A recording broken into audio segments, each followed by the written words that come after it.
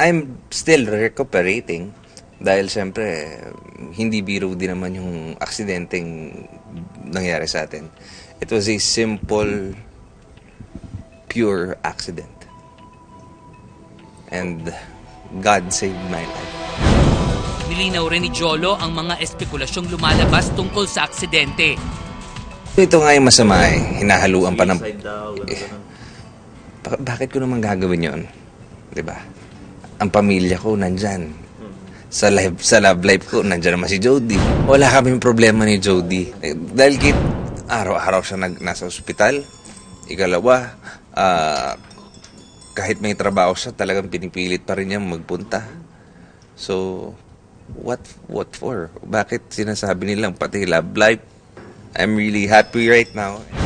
Malaking bagay naman para kay Jolo ang pagdalaw sa ospital ng kanyang mga mahal sa buhay, lalo na ang amang si Senator Bong Revilla.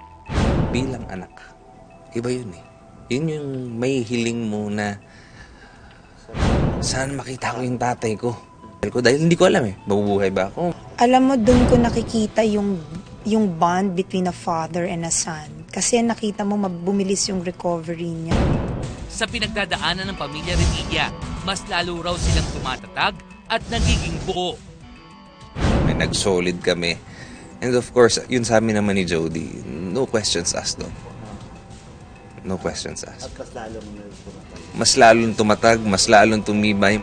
Samantala, nakatakdang lumipad si Jolo patungong Amerika ngayong darating na April 15. We're also having plans of leaving for a while kasi he has to have some medical check-up sa United States for his migraine naman. So, yun.